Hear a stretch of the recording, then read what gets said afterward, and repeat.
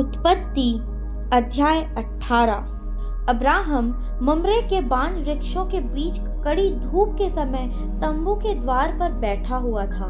तब यहोवा ने उसे दर्शन दिया। उसने आंखें उठाकर दृष्टि की तो क्या देखा कि 3 पुरुष उसके सामने खड़े हैं। जब उसने उन्हें देखा तब वह उनसे भेंट करने के लिए तंबू के द्वार से दौड़ा और भूमि पर गिरकर दंडवत की और कहने लगा, हे प्रभु, यदि मुझ पर तेरी अनुग्रह की दृष्टि है तो मैं विनती करता हूँ कि अपने दास के पास से चले न जाना। मैं थोड़ा सा जल लाता हूँ और आप अपने पांव धोकर इस वृक्ष के नीचे विश्राम करें। फिर मैं एक टुकड़ा रोटी ले आऊं और उससे आप अपने अपने जीव को तृप्त करें। तब उसके पश्चात आगे बढ़ें, क्योंकि आप अपने दास के पास इसीलिए पधारे हैं। उन्होंने कहा, जैसा तू कहता है वैसा ही कर। तब अब्राहम तुरंत तंबू में सारा के पास गया और कहा, 3 सा मैदा जल्दी से गूंद और फुलके बना। फिर अब्राहम गाय बैल के झुंड में दौड़ा और एक कोमल और अच्छा बछड़ा लेकर अपने सेवक को दिया और उसने जल्दी से उसे पकाया। तब उसने दूध और दही और बछड़े का मांस जो उसने पकवाया था लेकर उनके आगे परोस दिया और आप वृक्ष तले उनके पास खड़ा रहा और वे खाने लगे। उन्होंने उससे पूछा, तेरी पत्नी सारा कहाँ है? उसने कहा, वह तो तंबू में है।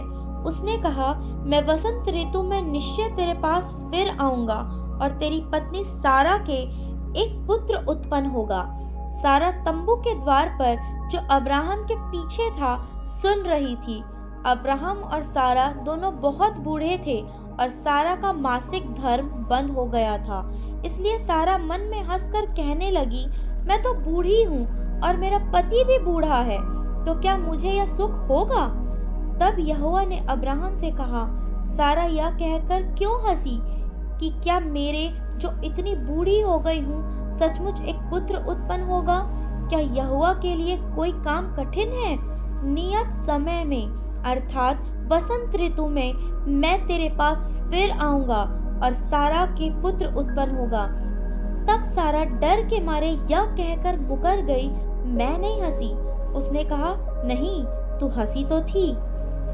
फिर वे पुरुष वहां से चले और सदोम की ओर दृष्टि की और अब्राहम उन्हें विदा करने के लिए उनके संग संग चला। तब यहोवा ने कहा, यह जो मैं करता हूँ उसे क्या अब्राहम से छिपा रखूं? अब्राहम से तो निश्चय एक बड़ी और सामर्थी जाति उपजेगी और पृथ्वी की सारी जातियां उसके द्वारा आशीष पाएंगी, क्योंकि मैं जानता हूँ कि वह अपने पुत्रों और परिवार को जो उसके पीछे रह जाएंगे आज्ञा देगा कि वे यहोवा के मार्ग में अटल बने रहें और धर्म और न्याय करते रहें, ताकि जो कुछ यहोवा ने अब्राहम के विषय में कहा है उसे पूरा करे। फिर यहोवा ने कहा, सदोम और अमोरा की चिल्लाहट बढ़ गई है और उनका पाप बहुत भारी हो गया है। इसलिए मैं उतर कर देखूंगा कि उसकी जैसी चिल्लाहट मेरे कान तक पहुंची है। उन्होंने ठीक वैसा ही काम किया है कि नहीं, और न किया हो तो मैं उसे जान लूंगा। तब वे पुरुष वहां से मुड़ के सदोम की ओर जाने लगी, पर अब्राहम यहोवा के आगे खड़ा रह गया। तब अब्राहम उसके समीप जाकर कहने लगा, क्या तू सचमुच दुष्ट के संग धर्मी का भी नाश करेगा? कदाचित उस नगर में 50 धर्मी हो, तो क्या तू सचमुच उस स्थान को नष्ट करेगा और उन 50 धर्मियों के कारण जो उसमें हो न छोड़ेगा? इस प्रकार का काम करना तुझसे दूर रहे कि दुष्ट के संग धर्मी को भी मार डाले और धर्मी और दुष्ट दोनों की एक ही दशा हो। यह तुझसे दूर रहे। क्या सारे पृथ्वी का न्यायी न्याय न करे? यहोवा ने कहा, यदि मुझे सदोम में 50 धर्मी मिले तो उनके कारण उस सारे स्थान को छोड़ूंगा। फिर अब्राहम ने कहा, हे प्रभु सुन, मैं तो मिट्टी और राख हूँ, तो भी मैंने इतनी ढिठाई की कि तुझसे बातें करूं। कदाचित उन 50 धर्मियों में 5 घट जाएं, तो क्या तू 5 ही के घटने के कारण उस सारे नगर का नाश करेगा? उसने कहा, यदि मुझे उसमें 45 भी मिले तो भी उसका नाश न करूंगा। फिर उसने उससे यह भी कहा, कदाचित वहाँ 40 मिले। उसने कहा, तो मैं 40 के कारण भी ऐसा ना करूँगा। फिर उसने कहा, हे प्रभु, क्रोध न कर, तो मैं कुछ और कहूँ? कदाचित वहाँ 30 मिले। उसने कहा, यदि मुझे वहाँ 30 भी मिले तो भी ऐसा ना करूँगा।